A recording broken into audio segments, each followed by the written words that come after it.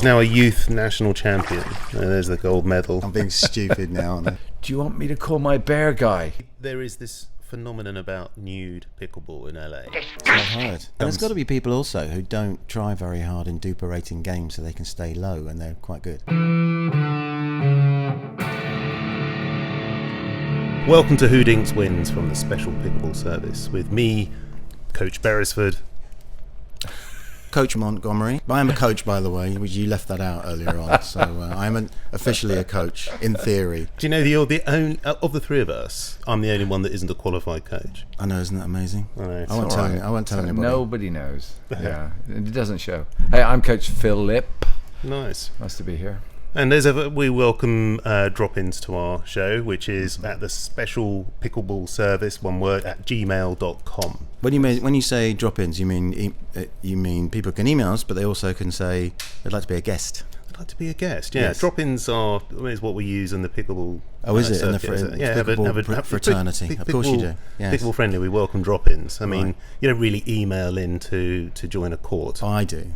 Yeah. Do you? Yeah. Have to send I them understand. You were going along with terminology from pickleball. I understand that. Very now. clever. Yeah. It's too clever for me, clearly. And do you like this new format of ours? I mean, previously a radio station, and neither of us have. We all have faces for radio, and I'm kind of concerned that in this professional environment, we might not stack up.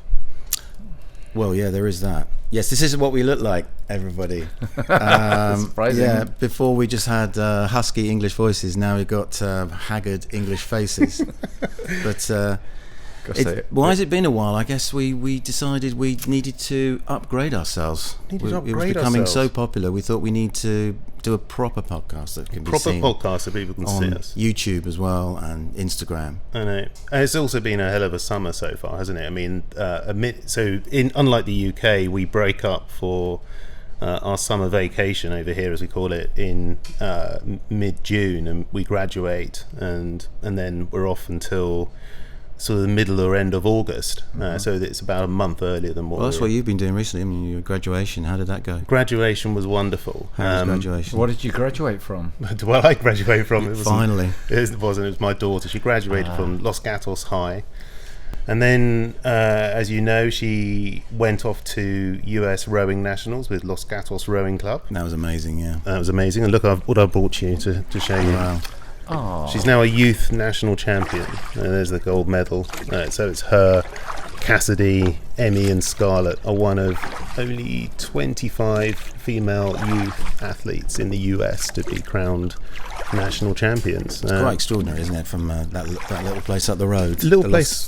Up on Lexington Reservoir, which has a stunning youth program and also a great masters program. But to get that collective of athletes together to perform at that level and finish US national champions, I think is incredible. It's sad in a way that I don't think it's as broadcast as it perhaps should be, and in the media here. It is at all. Not even the local papers cover it because it's like punching above its weight. Who were the other finalists? Are they some huge organisation that you beat? So the really big competition is usually Redwood Scullers, then there's Marin, which are just further up the coast, but the California rowing clubs did incredibly well this year. But then who was in the final? Or was it Texas, you said, or something? I think Texas, the sort of usual suspects in the final, but none of which you'd have ever really heard of. But the competition was really tight, and what made it so tight this year is that the girls only finished bronze medalists at regionals, so they're under a lot of pressure to live up to their full potential and go off and win the national title, which of course they did. But so in many ways that took the pressure off them, but they raised their game significantly. They changed the boat up a little bit as well, and they just put a lot of pressure on themselves to go Put off an engine on the back. But yeah, my word, we're deeply proud of them all. And what happens next? I mean, I think I've asked you this question before. Qualification for the Olympics. What happens next? Is there a trials event? So actually, Harry and Emmy went off and in their double and won the US trials for the double, but they didn't quite make the time for the US under-19s this year. and the World Championships are pretty much now. So they would have finished at Nationals, gone straight into training, and I think it's way too much for them. They just probably just didn't have enough gas in the tank to do it. And those finals are over in Lithuania, of all places. So very hard to get to, and with getting ready for college for the pair of them for university. That's right next door to Ukraine as well, isn't it? Do you know, that did go through my mind a few times. But from a humble sort of little town like Los Gatos, that we're sending athletes potentially to, under 19s and that kind of stuff is huge. I think realistically, for an athlete like Harry, 2028 might be too early for the Olympics, but Los Angeles. But I would imagine Jackson, my eldest, will probably have an eye on that. Really? Yeah. So does the boat qualify as? Or does the boat qualify, or do they take the best 4 individuals and put them in a boat? They'll take the best 4 scullers and put them in a boat. Okay, from around the country. And so the US is entering a sculling boat. It is a quad. None of our girls are in it, which is astonishing. Might even be a bit of an oversight, but they just select the best from around the country. But there's thousands of athletes. Where do your children get all of this athleticism skills from? Yeah, must be their mum, surely. What happened there? So I think, if you look at Jackson, he's 6'5", 6'6". He's definitely got Jules' height gene. Harry undoubtedly has my physical strength gene, so she's a little bit shorter and more sort of squat and powerful, whatever. And rumour has it, according to my mother did that DNA test. It's not something to do with the postman, is it? Well, no, because that would imply that they're my mother's children, but no. She did that DNA testing, and she's got the same sort of fast twitch muscle gene as Olympic sprinters. So there is definitely something within the genes. Wow. And you're right, it can't possibly be me, because I'm a sort of skipped a generation, maybe. Yeah, maybe. I'm a bit of a lard arse, as you know, and get hobbling around a court or whatever to get a ball, whereas my kids are pretty dynamic. So I don't know where they get it from. Well, it is amazing, absolutely. Congratulations. What about you? You've been off to Tahoe, my friend? It was awesome. Going up to my friend's place and took one of my children. Where is that? I haven't been to Tahoe. Is that Tahoe, north or south? It's sort of a bit easty, a bit sort of north and east for right, sort of Sacramento, and keep going that way. So is it landlocked? It is, isn't it? It's a lake, that means it's landlocked. But yes, I'm being stupid now, aren't I? You great Stephen Nick! Yeah, it's a hole in the middle of the earth. Filled with water. But but Tahoe, what I meant to say is Tahoe surrounds, that's sort of like a big town all the way around the lake. No. There are different parts of Tahoe. So Tahoe is the name of the lake, but the town of Tahoe is at the South Lake Tahoe, and there's another Tahoe. There's North Lake, South Lake, isn't there? Yes, correct. There's different towns around it, around the lake. And there's Nevada on one side and California on the other. Yes, well, it cuts down the middle of the lake. Right. Oh, really? Okay. Cut down the middle of the lake is Nevada's. Nevada's sort of got different rules, isn't it? Totally. To here. Well, it's cool. As soon as you drive through South Lake Tahoe and you go over driving down the street, you go over the border, suddenly there's casinos everywhere. Wow, okay. It's it's pretty crazy. And there's different, not drinking rules and stuff like that. There's nothing else. It's just they have lots of gambling. There must be other rules. There's all sort of slightly more anything goes in the South Lake, Nevada area. You can carry a machine gun around with you. No problem at all. I don't think you can do that anywhere, to be honest. But Lake Tahoe, so it's elevated. It's about, I want to say about 4,000 or 5,000 feet. I think you go over 6,500 and then come down to it's it. in Really? Is it Sierra Nevada? Mm-hmm. It is Sierra Nevada. So it's obviously a ski resort, and that's why a lot of people know it. Yeah, and I think it had the Olympics one a few years ago, Winter Olympics. But it's also an incredible summer resort. So the water, believe it or not, is warm enough to swim in the summer. But of course, you get there in the winter, ski resort time. It's throwing it down. It's the same as the Alps, isn't it? Trois Valley. Yeah, it pretty much is, but obviously very Americanized and sort of classic log cabins, and they don't do what America doesn't do that Europe does so well, is the après ski. No, that's what I've heard. That whole side. I mean, people come down off the mountain, they'll have a coffee or have an early meal and go to bed, whereas everyone's on everyone in France is on it till about 4 a.m. Yeah, then they somehow get up a chairlift and they sort of leave a green trail of vomit down the trail afterwards. Passage. But it's a wonderful part of the world. If you haven't done it, you absolutely need to. But need to do it both times a year. There are bears. There definitely are bears. And I was just in the backyard last week, up there, taking the dog out to go to the bathroom in the morning. Oh no, really? And a great big brown thing started moving only about 12 feet away from me, just the other side of the fence. Now, what are the rules? Have you been told the rules of if you're confronted by a bear, what do? Don't run or something stupid, isn't it? I think in this case you run because there's a fence between you. Yeah. You're desperate to run in and protect your children. So so I hot-tailed it in, but only because I've had experience with this bear before. Oh, this particular bear. I think it's the same bear. I would imagine it's the same bear. He was walking the same route, but the last time that happened, we'd pulled in on my friend's boat, pulled up to the docks. His house is on the side of the lake, and we went in. I sent my children into the house, and then moments later they came running out, and they were only like 5 and 8 or something, came running out saying there's a bear in the house. Right. So actually in the house. There was a bear in the house. Jesus Christ. Yeah, but I think the issue was, I think the making of bacon in the morning had helped the bear choose this particular property. Right. And also honey on toast. I'd left the screen door, the glass door open, just the screen door. So as we came back, you could see that the broken screen door. Oh my God! So how did you get the bear out? My youngest had gone upstairs to get a drink of water, and he just got to the bottom of the stairs and looked up and saw a great big bear-shaped cuddly toy that he thought Daddy bought for him, with a $100 price tag in his ear. But of course, that was it being tagged. And and when it started moving, I went, "Urgh." Oh, it's really nice, this bear. Thank you, Dad. He came running down. Animated bear. So I started running in the house thinking, oh my gosh. And then once the kids were out, I thought, why am I running into a house with a bear in it? It's foolish. So I turned around, ran back. We all got on the boat, and then I called the police. And did the bear destroy the place? Not too bad, but somebody behind me on the house behind shouting, I think you might have a bear in your house. Yeah. Do you want me to call my bear guy? These people have bear guys. You should have rang Nick Tingle, said, you fancy having a drink? Come round. He'd have been there in a shot.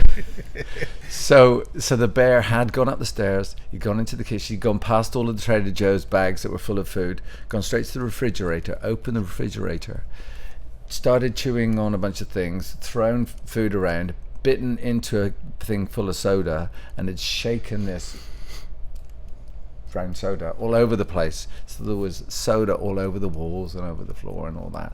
But that's one of those sodas from SVS.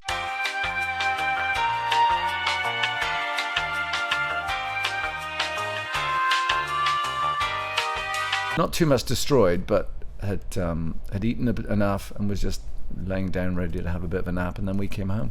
So the police came by a bit later, all armed with a beanbag rifle and a regular rifle, and went in, and lots of shouting, and then the bear ran out the back. I've got footage of it running out the back, running out down the street, and showed up further down the street trying to get in somebody's garage. I mean, protected species, presumably, are they, or are they fair game? I don't know. You can't hunt them. Right. But if they're on your property, you can't hunt them. No, if they're on the property, you can. But they're all around there. Like you can just, a couple of miles away, you can just go out and see them all eating the salmon at salmon spawning time and all that. Just up the road from you, there's bobcats and things walking around. I've heard about that. Yeah, which you have to be very careful. You've got a little dog. You've got a little dog that's gone. And there's been a mountain lion once or twice in Los Gatos, in that sort of Aston Martin dealership or whatever, just sitting on the wall there. Yeah. It's pretty bad. What about you? You've been in LA. I used to work in a bar many years ago when I was travelling around the States with my mate Nick. And we came to LA and found ourselves a bar called Teasers. And it was, we became busboys. I think we were the only English busboys in the whole of Los Angeles. But an English accent did very well in those back in the day. Ding dong. And we had a great time. There was some great waitresses, and it was really, really good fun. There were lots of stars came in. Madonna came in with her boyfriend, Emilio Estevez. That's that sort of era, Right. And it was a really cool place. But anyway, we worked there for about a year, and we had a reunion. How many years later? 40 years later. How depressing is that? Wow. We had a reunion with the manager of Teasers, who's got a place in Marina del Rey. It was good to see everybody. Everyone's in LA. Everyone lives in LA. Seems to have a story in some way. Spits you up and eats stories. you out. LA. Yeah. It really Whereabouts does. in LA? I mean, it's a huge place. Oh right, sorry. Yeah, the bar was in Santa Monica. You know, opposite the cinema there. There's that Art Deco cinema. I think it's something else now. I don't know what it is, but We tend to think of LA as a city, but it's a sort of sprawling mess. I went to a regatta in LA, and I thought I'd walk from. I think I was staying in Beverly Hills. But by the way, it sounds flash. It really wasn't. But I thought I'd walk from the hotel I was in to Long Beach. But I thought it would be sort of 4 or 5 miles down to the coast. that's but like it's saying actually, you're in London, you walk to Brighton. it is around the corner. It literally It's is. massive. It is that big. Yeah. And so I walked down to. Well, I started to. Got my phone out for Long Beach, and I can't do that. That's a marathon and a half at least. Yeah. And especially with a little wheelie. And there's no sort of public transport. no So public transport. if you get on a bus, you put your life in danger. Exactly. So it was about $100 in an Uber to get there. So it's just crazy. That's a crazy big sprawling place. I went on the. There's a new metro which goes from the airport down to Long Beach now because of the Olympics. Yes. And that's pretty good. Yeah. Although there are so many homeless on it, it's terrifying. There's all the people just when I got on, they were just gearing up for a night on the train. They're putting little towels down on the. And then, so that was a bit of an issue. We shouldn't have a problem with homelessness in any sort of civilized society, I suppose. But California, we think we'd do way better, wouldn't we? Than well, they all end up. Someone told me they just keep going until they hit the sea, and they can't go any further. That's why they're always in sort of beach resorts, which makes a little bit of sense. Oh, dear. I know it's very sad, but anyway, we had this reunion and it was great to see everybody. And my experience at LAX, never ever go to LAX. It's a zoo. It's just awful. I mean, I think they're doing it on purpose, just to try and piss people off. The security check-in. This is massive hall, but they managed to put themselves in a little corner, with all loads of space everywhere, just so people were bumping into each other, and it was just chaotic. And then finally got through, just about made my flight. Got a cup of coffee, and that'll be $9, please, sir. It's like I said, what does it do? Cure cancer? But which didn't go down very well. But anyway, it's so expensive there. It's even more expensive there than it is here. It's ridiculous. But that's strange. I mean, I don't think there's any reason for it to be so expensive. Well, the franchises and the airports are always a bit pricey, aren't they? Always a bit more. Yeah, so $9 seems a bit too. So that's the only thing I've been doing. I'm doing my physio for my Achilles. So how is that? I'll be back soon, hopefully. Well, back on 3 the months. So is it 3 months? yeah, Seems longer. Probably longer actually. It's 8 Seems months longer. since I've played football. 9 months. You play football as well? Yeah, I'm quite good actually. When you say football, you are talking. I'm talking like about football. throwing Oh, a ball? did you see Trump's going to change soccer to football? Ah. He said the other day. I'll do that for you, Infantino. Oh, that's very nice of Yeah. him. So, Especially for next year. USA can catch up the rest of the world when it comes to that Did you particular term. watch the Club World Cup? Well, I was going to talk about that. Yeah, did you? Yes, I watched. I didn't watch the early rounds of it. I was sort of thinking this is just a bit of a sideshow, but the more it went on, the more interesting it got, and it was really quite exciting. I thought Just the same as the World Cup. The first rounds are rubbish. Like you got Senegal versus, I don't England. know, Lithuania. And no one cares. Yeah. So it was good in the later rounds, I thought. yeah, and it was great for Chelsea. I thought they would do it. Actually, I didn't think it would be quite that scoreline, but I did think they did. PSG didn't turn up, did they? No, Absolutely by the sounds weird. of They must things. have been on the Coors Light for like a week. No, may have been, but they PSG looked like they wanted to go for it, wanted to win it, complete their season. But Chelsea, I hope they've just learned some lessons before the World Cup next year, because it was a total farce, most of it. the Heat Tournament? The tournament, yeah. They had 3,000 supporters for one game in a 100,000 seater stadium. Yeah, So they should have put those early rounds in smaller stadiums, like the Quake Stadium, something like that. Yeah. But they're going to make the same mistake. They're going to put everyone in the Giant Stadium. So they're going to have like 5,000 people in a 100,000 stadium. They played all the games at the wrong time. It was ridiculously how hot it was. It was like over 100 some of the games. The balls didn't bounce because the grass was terrible. well, the grass was just laid onto AstroTurf, wasn't it, or something? It was Really, really bad. So I hope they've learned some lessons, because some of it was farcical. Yeah, some of it was, but they know how to put on a show in America, don't they? So You do say think, that, but like do half-time and do we half-time? really need that bloke Not- going, not let's the- get ready to rumble? That's boxing. Come on. I thought that was fun. I thought it was I thought awful. it was fun. Stick with tradition. Come on. No, Half an hour, half-time show. Come that on. I don't believe in. That I don't believe in. With I what was going on with that Coldplay singer bloke? don't know. It was Robbie Williams, wasn't it? The Robbie Williams was before. Yeah. Half-time was Coldplay with some weird bloke singing. No. Okay. Doesn't know what was Yeah, going I'm on. not sure who he was. No idea. So it's probably very famous, and we should. yeah, we should probably. So yeah, that's what I've been doing. So And LA, tell me, there is this phenomenon about nude pickleball in LA. I've heard. You're that- the only one who seems to have heard about that. I didn't want Well, to you look said it you've up heard. from you. Okay, Keep right. going you're on, the you one keep that banging brought on it up. about it. But it's just doesn't it fascinate you, the very concept? Absolutely not. It's just awful thought. And do they have to wear training shoes? Are they bare feet?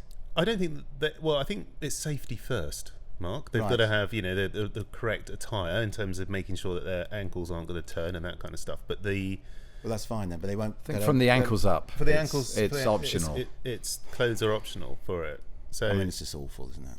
well, I think so. I mean, also the photos that I've seen of it aren't glamorous. I mean, it's people of your kind of age, and Yeah, but you don't. No one needs to see that. So I did have a great grandfather who was known as the mayor of the beach down Southern California, where people would not have any clothes on.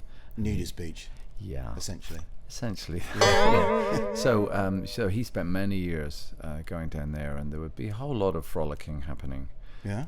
on the beach. And have you ever done it yourself? Have you ever? New Beach. Yeah. No, never. I did it once in Portugal, and Water's always been too cold. yeah, it was quite interesting. But when you're like 18, 19, it's it's different effects on you. Yeah. But I remember stumbling across a nudist beach in Ibiza once. Yeah, that was quite shocking. Problem is that was last year. Gay nudist beach. It was it was a few years ago. But yeah, no, I don't. You know, each their own, I suppose. But it's always the ugliest, fattest people that go nude, isn't it? Always. Why? I mean, there's never anyone good looking. I don't see us incorporating it into our programs locally. No, That's I don't think it'd fly around here. No, personally. no. Well, That's, I don't know. Maybe it would. Yeah. What have you done? Well, yeah. Anyway, in progress. some things might fly. Exactly. Yeah. So What have you been doing on the pickleball court? How's the coaching sessions been going? Because I know you did a corporate yesterday, didn't you? How did that go? I did do a corporate event, yeah, and we've done a few of them now. And this was with a local. You're allowed to mention them apparently. Called Melissa. Really? It'll be Melissa's fault. Yeah, if okay. we'll get So we had the guys from Lululemon come in, which are awesome people from San Jose, a bunch of influencers. Yeah. And we just did a little. They were in for the day to do a range of training things, and How did you separate the Motivation. good from the bad? Did you have beginners and people who knew what they were well, doing? so we had 16 players, Yeah. and 3 of them had played before, and I just got them to go on the court in friend groups. So just go and play with whoever you want to, and just do that. And then we just did a little bit of coaching, explained a little bit of basically what you're doing, not too many rules, layered the rules across the hour or so, and then started a little round robin tournament and gave them 8 to 10 minutes to play, and again kept coming in and offering some advice and adding a new component, like when you're serving, try not to throw the ball down or throw the ball up, but just let it drop, or try and keep your feet out of the kitchen. Yeah, you know, that's a good idea. and just but not giving them too much too soon. And it was phenomenal. That was And they were really good. all quite athletic anyway, working for. Mostly athletic. Yeah, there was a couple of people that would struggle with hand-eye coordination, so it was more difficult for those. But Yeah, that doesn't but help. everyone seemed to really like it, and we've done quite a few of those now with different companies, and it really is a fantastic team building exercise. It is, and the ones I've done or been involved with, it's just how enthused people are at the end of it. It's like, oh my god, I must play this. Did you get any Bay membership? I don't believe that we got people sign up membership after it, but it was definitely a great great introduction to the sport and the club. Yeah, and the club, right? We were good ambassadors for the club, I think. Good. So Yeah, good. you know, it's the sort of thing that now we want to do more and more of that if we can. Yeah. It's great for us and great for the people that are playing and for the corporation that you're working with. There's an email there if anybody wants. Is there an email right So, there? Yeah, is interested. What, the SpecialPickleballService @gmail.com? Exactly. If anyone's wanting to get a bit of tuition, and how are your sessions going? Because you're up at where's the park you're at? It's in Saratoga, Quito Park. Quito, that's it. It's With the Q. with a Q. Okay. Quito. It's great. It's coming into the time of year where it's becoming quite hot. And and I might have told you this last time, but they've clad the courts. There's 2 courts, bespoke, built for pickleball, so there's no other markings on there, and they're separated by high fences. So they couldn't be any better for the courts, and it has attracted a lot of people. And of course, when you've got lots of people playing there, you get a lot of noise, and the residents have got cross about it. I'm just trying to think where the residents are. They're not that close to the park, are they? They're close enough that there's houses probably 40 meters from the court or whatever, so you can hear it. And if you can hear it from 8 in the morning to 8 in the evening, it's going to wind you up, maybe. Totally. And what we were finding is that the courts are being vandalised, so there'll be honey thrown down on the courts and then dust thrown over that, or gravel. So it was just really, really unnecessary. And then so what we decided to do in our infinite wisdom was clad the outside of the courts in some soundproofing. Who did this? Oh, right, the council. I think this is the council. Yeah. It was really expensive, and as soon as this went up, so like the big sort of black curtains around us here, they just surround the court, so they're black, right? What does black do in California sun? Sucks in the heat. Yeah. Did it make a difference to the sound? It did. So it made it sound like a proper shooting range rather than the pock, pock, pock of it sounded like gunshots going off. When you're inside or when you're outside? When you're inside particularly. Okay. And then on your outside it sounds, that sounds like a shooting range I can hear off in the distance. So it made a difference in that way. I don't think Was it made a like positive difference. mesh, or was it like velvet curtain? This is thick. No, it's thick. And So they probably went cheap, didn't they? The council. No, they went the opposite. This is Los Gatos Saratoga Council. This is like a lot of money, Right. and they white would have helped rather than black. white, anything like a sail, that just like like being on a beach, sort of a beach restaurant or bar or something, where anything but black just soaks it in. And so if it hits 80 degrees outside, inside the courts it's 90, and there is no escape from it. So you're just constantly surrounded. So yeah, from my point of view, 3 hours of coaching today, this morning, it started at 9, finished just after 12. The longer it goes on, the more dehydrated I feel like I'm becoming, and of course you probably see I'm quite red at the moment. It just, there is no escape from it, the heat or the sun. So it's not ideal, actually. Well, there's probably no way that the wind can give there's you no wind. There's absolutely no wind in there. Huh. Put on those industrial fans, make it even louder than it was before. Well, yeah, and probably very difficult to play pickleball with a wiffle ball. So yeah, so that's a perennial problem for pickleball. It will stop the growth of the game if someone doesn't come up with a solution for either the balls or Sound. the paddles. Yeah, sound. Yeah. So there are. Have you seen the owl paddles that have the sort of texture on them? Felt. They have a felt. So They're horrible, though, aren't they? I don't like them. I hated them. You used to like them a bit, didn't you, Phil? I enjoyed them, Yeah. and I do like the fact that it cuts the sound down. And then they have the foam ones now. Yeah. Right? But I don't think it's going to work. I think it's just a question of how do you integrate a fast-growing sport into a community that kind of doesn't want it, that's used to the sort of sound Well, it's of tennis. interesting, down in LA, actually, talking about LA again, joining full circle, down in Santa Monica, they have those pickleball courts, but they don't call it pickleball, they call it something else because they play with a tennis ball, a small punctured tennis ball. I used to play years ago when I was here in the 80s. Really? Is it short tennis or something? Yeah, it's the same size as pickleball. Is it called short tennis? I don't know what they call it. Mini tennis, Venice Beach. That's like a tennis ball noise off a paddle. Yeah. Wow. So anyway, yes, my coaching's good. I love the effect of coaching, watching people catch the pickleball bug. It's been good, and actually good segue, bringing it right back into pickleball. We had some questions based on our last episode, so people wrote in. I've got 3 questions which would love to discuss. Can you get better by playing the same opponents? That's question 1. Does tournament play help you improve? And do you really need a DUPR rating? DUPR, by the way, rating. So starting off with the first one, can you get better by playing the same opponents? Coach Philip, what do you reckon? Well, I think it's pretty tricky to get better just by playing the same people all the time, don't you think? I certainly do. Yeah, I think the main way to improve really is to do some drilling and actually work on your, the individual skills that you have a deficit in. But it's super fun playing the same people all the time, though. I really like it. Same banter. I mean, you get the same sort of shots. But do you notice, I mean, I don't want to call him out because he'd be embarrassed, but David Honig. Oh, yes. He's got so good. He's like the best improved, most improved male player. David, I think, the tall Scandinavian. Look, he really improved, is he? I mean, like, massively. It's stratospheric. And what he's done is he's consistently played with us. So he would have been the weaker player 12 months ago, but then what he's doing, I think he plays with his brother, and I think he plays with a few other people outside it. So he's built, and I think he's also had lessons. And what he's done is he's just got his skill set's just got better and better and better. His variety's got better, but he's also got a lot more consistent. And what's interesting is that, I mean, I would know that a backhand slice serve to him was going to cause him all sorts of trouble, but you just see he's already figured out what he's going to do, where he's going to stand, and how he's going to hit it, and it's like there's no beating him because he's so big and rangy. And he gets the ball quite hard as well. Exactly. Same with Jules. Actually, her improvement is huge. It's stratospheric from where she was. So again, she's playing the same people, but she's getting better because she comes from sort of a much lower base. But now she's able to raise her game and play, quite competently against the best of our little friend group. So, but there is a glass ceiling, isn't there, for most people, and that's where there's everybody. Yeah.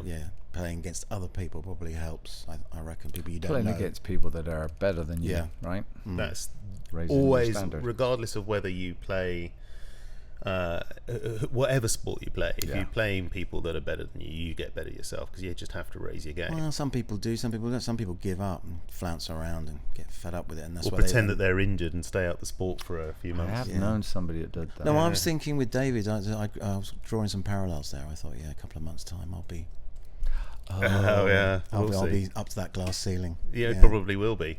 He's so generally speaking, to answer that question, playing the same opponents, I think it sort of answered itself really, but absolutely you don't get better by playing the same opponents. But it's really good to have that consistent friend group because you can build on each other's confidence and they can big you up when you're feeling down. And also I know just when you're going through pickleball is one of these sports that ebbs and flows. You sometimes you're playing really well. It's definitely a momentum game. When the momentum's going, if you have a partner that you can rely on just to sort of big you up in those sort of lower moments, I think that's always pretty good. But most of what we're talking about is rec play, right? These recreational players, do they want to get better?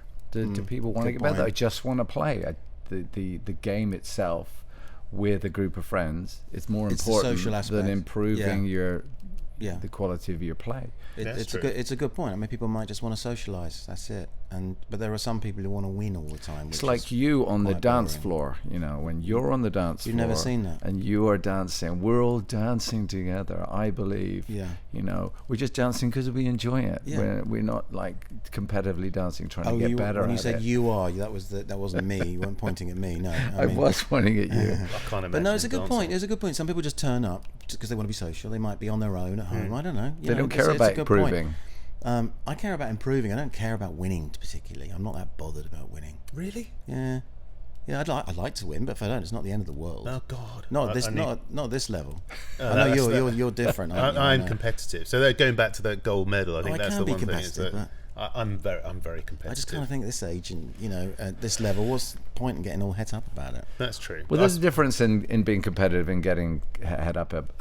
When we play as a partnership, we often say when we start to play, because we're nervous that we're just going to not perform well, we start bigging each other up a little bit, and then we say, let's just play the right shot, all right? Let's just play the right shot. Let's not try and win this. Let's play the right shot for every position we happen to be on there, which is all well and good, and we start doing that, and we do quite well. But then if we start falling behind, if we start falling behind, what's the right shot? I mean, I think you hit the nail on the head. If you watch this, which we're going to watch in a minute, these pros against these fives, which we'll put on screen, they murder these fives because they seem to they know exactly where to put the ball next. Right. Well, it's the right shot for the position you're in to beat the opponents that you're playing against at that time, right? Yeah. So for sometimes a little drop shot won't do you any good because the player you're playing against is way too good for that and they'll be able to react to it. But the others, you'll win it every time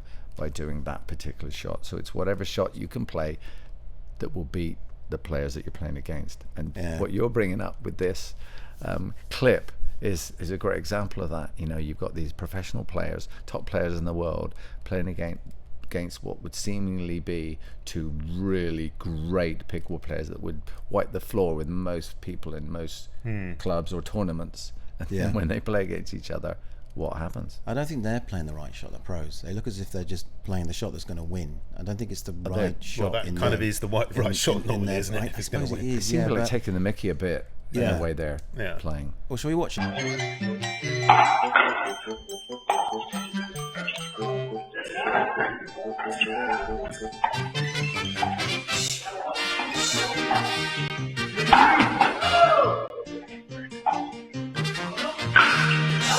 When you play against people you know, do you think they always... So for instance, if I'm serving to someone and I'm putting it to their forehand, you know, some people you know it's going to just come back to you where you're standing. Yeah. They don't do anything surprising. Right. So you're playing against people you know, and you know their shots before they do. Do you think that's a thing? Of course, Yeah, for sure. Yeah, absolutely. And So then the way to beat an opponent that you play against all the time is to be unpredictable. Or their weakness, play their weakness. We play their weakness, and actually that's a blessing and a curse, because in some respects, I know that they're exploiting my weakness, and my weakness might be my impatience. Might be. You're not going dink. to tell us what your weakness is. Oh, it's impatience around dinking. Okay. And so that take a long goes, time to serve to you. No, Really it's just when it goes to the kitchen and it starts getting into a dinking game.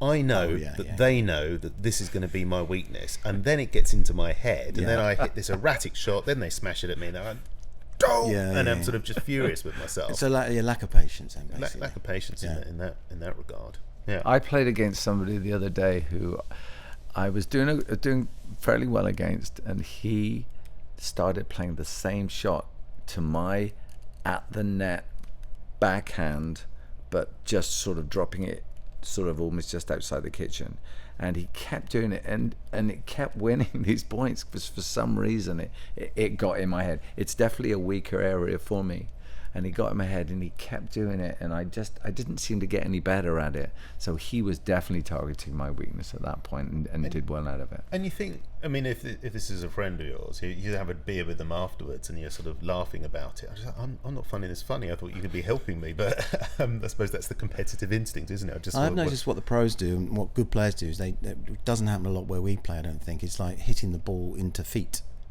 I think people are good enough to be able to do that, but if you can do that, you're pretty much going to win every shot. For sure. Yeah. Yeah. It's like tennis as well. Yeah. I mean, that's the difference between sort of mid fours, maybe 5.0 DUPR versus us high threes, maybe 4. You know, they're just hitting it to your feet because and you are in the wrong position, right? Or you're feeding them in a way that they can do that. You're not moving your feet hard enough.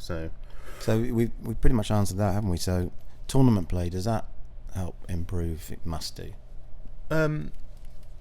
Yes, it does. Actually, it can do two things. I think it can expose your weakness, and I think it can also put a layer of pressure on you that perhaps you're not used to in rec play.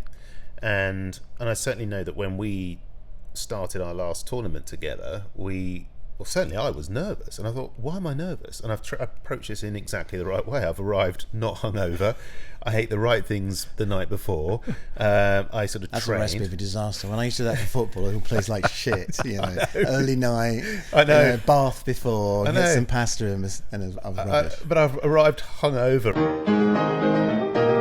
Played a lot better because I just didn't care. I just thought, oh my god, I'm just lucky to be up, and sort of at it. But too much coffee or whatever, and just full of anxiety playing and just letting ideas get into your head rather than just allowing the flow of pickleball to do what you would normally do and it's crush like anything opponents. competitive though. You're worried about getting smashed, or worried about not looking great. That's fair enough. Yeah, all of a sudden just feeling the pressure of a sport that you love, and that's just weird. So it can shatter your confidence in some way. Sometimes. Well, that's where I'm going with this. Is that for some people it does the opposite. It doesn't necessarily make them a better player. Well, it doesn't help when you get sandbagged by those guys. You got sandbagged. That's got to be wiped out, isn't it? And that's where the DUPR thing, DUPR comes in, rating isn't it? comes in. I certainly think so, because you do. If you play a tournament and then you know that the players that are on the court 3 courts over that never play with you because they're on a completely different level, but then they choose to play in the 3.5 to 4.0 category just to crush you. Yeah, and I think that's just a bit. I mean, it's a bit of a reflection of their personality, isn't it? Absolutely. But don't you find the people that do sandbag you, they're always like that? They're in always life, arrogant. Aren't they? No. They really want to just humiliate you. They're not gentlemanly about it. They go, well, obviously we're better than you. Sorry about this. Whatever. They just really want to smash you. It's pathetic, really, isn't it? Yeah, it is. I think it's sad, and also the margin in which they win isn't reflective. And we'll come on to this about DUPR ratings in a minute. Of course, then your DUPR rating is tarnished on the back of being smashed by people that are lying about their own DUPR rating in order just to win a tournament. And by the way, a local tournament in a local area. I mean, we're not talking Wimbledon here. We're talking, or not talking San Diego. We're talking like a small community tournament. That's just, I think it's just a bit sad. I think DUPR ratings. You're best qualified to talk about DUPR ratings, I think, Phil. Aren't you? Would you explain? By the way, if you need to a player for your 8 coming up, I'll jump in. Oh, you would? Yeah, absolutely. Oh, thank you. My pleasure. Yeah, because I've been running these DUPR tests, and maybe you want to explain what DUPR is to our viewers who might not know. It's all a bit ramshackle, isn't it? Dynamic Universal Pickleball Rating. All right, I didn't know. I didn't know that either. Dynamic, so moving. Yeah. Universal Pickle Rating and Universal. Okay. Universal want to be a sponsor. And it's I mean, it's not the only rating system. There are other ones that come from tennis as well, but this seems to be the most popular one. And so what it basically it's giving you sort of a handicap. It's giving you a rating so that you can play against other players that similar to you. But unlike golf, you don't get a head start, do you? Which is a shame. The lower ranked should be rating like you 3 as you up are or something. Yeah, it's rating you as you are at that time. And so I've been trying to encourage people to get the DUPR app, because all you need is to just get the DUPR app, and you won't get a rating for a while, but you can start adding games to it or matches, and then you just need to speak to the other people you're about to play with, and is everyone okay with us using these scores to put on our DUPR? And if somebody isn't, then you wouldn't do it, but if everyone is, then you'd start doing that, and then you could easily at the end of the game fill in the scores, and then you'll eventually over time start getting a rating. And that's sort of entirely based on winning and losing. Yeah? It's not completely. It was, but then they've changed it in the last couple of weeks, and now it's also to do on what you were predicted to have played and how well you did. So if you play a couple of players that are lower than you, if you win but don't win by very much, you won't get as great a bump as if you'd won by what was predicted, or even better. Right. So if you stuff someone, basically, you're going to go up a few notches. It depends on their level. Right. If they were really bad, then maybe not. But if they were awesome, then yes. So it seems to be a little more fair, and that's been added in the last couple of weeks. They've started doing that sort of system. And what Phil's talking about is the honesty and etiquette behind DUPR is that you don't do it after the game. So you don't go, well, I won that, so I'll send out a DUPR rating, and then all because we won. That's where it's slightly flawed, isn't it? It's like people maybe who are these arrogant sandbaggers. They get a really high DUPR rating in a game and then just don't bother playing any more DUPR games just to keep themselves up higher. Yeah. Well, that's me always thinking about the. And also, you've got to be careful you're not nefarious ways of manipulating the system. Yeah. You've got to be careful, because we're coaches and we're expected to be around about 4.0, I'd say, and we've had on occasions people put in a score afterwards, which you just want people to do well and get on their DUPRs, and then you sacrifice your score. So I I think I've gone down to like 3.7 or something lately, and it's sort of, well, it's only because I've been playing in games that I would normally crush, and hasn't been enough of the wins that have been logged, and I'm trying to help people out, and you think, oh god, I've done a bit too much of that lately, so not the best. I wouldn't have thought. And then ego can ruin DUPR, because the minute it becomes measurable and it becomes sort of a bit of a cachet to someone, hey look, I'm a 4.3, no you're not, but okay, but it becomes. And there's got to be people also who don't try very hard in DUPR rating games so they can stay low, and they're quite good. Yeah, and there's got to be some of that. There is, and then so when you do a combined DUPR rating tournament, so if there's 4 of you, you've got to if you're going to be in a 3.5 to 4.0 tournament, you've got to all have an average of less than 4. But if someone's 4.3, what they might do is go and throw a few games in order to get their DUPR down, so that then they can go into a tournament where they can crush people. Whereas if they were in the 4.0 to 5.0, they're going to get beaten because they're a lower DUPR. There's no way around it, really, is there? It's a flawed system, isn't it? Well, so it's just relied on human honesty and ego. So I think it's better because there wasn't a system before. Yeah. So before you were just self-assessing. What level are you at? Let's play. At least there is a way of saying what level you're at now, and there will be some people to take advantage of it. But overall, it's a fairish system that you're not going to be too far off what your DUPR rating is, and also the more you play, the more that rating is accurate. So you need to get 40, 50, 60 games. Oh, well, really they should instigate that. Then you can't have a DUPR rating until you've done at least maybe 20 games or something. That would make sense, wouldn't it? Yeah, I don't know actually when the rating starts, how many games you have to put in there now before your rating actually comes up. It doesn't seem many. 4 or 5. Yeah, it's not many, is it? Yeah, I think it's overblown a little bit, though. I mean, how important really is that number? We've been playing for a couple of years without knowing our DUPR scores and that, and just been enjoying playing the game. When the DUPR thing comes along, it puts some pressure on some people. They I like how some person the other day saying, I don't want to do this game as a DUPR thing, I'm really trying to protect my DUPR score. There you go. That just seems ridiculous to me. Protect it for what reason? In fact, if you have a lower DUPR score than, as you mentioned, than you potentially should really have, then you're going to do better when you go. But that's why it has to be averaged over like 20 games. It can't be like 5 games or something, can it? So that would be ridiculous. But I think for most people, they love this sport. They're playing it a lot, and if they are doing DUPR stuff, they're going to very quickly get lots of. Can I just say, super duper? And I think that's the end of end of this podcast. We've been rattling on for ages. So I just want to say, Who Dinks Wins is a special Pickleball service production for KCAT TV on Xfinity Ch15, Los Gatos, and Monty and KCAT.org.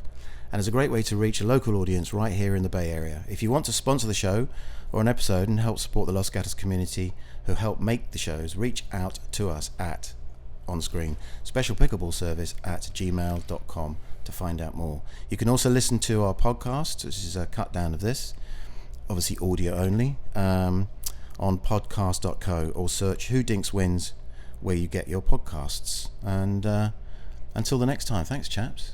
Oh, tally ho. Goodbye. Say Ciao. goodbye. Ciao.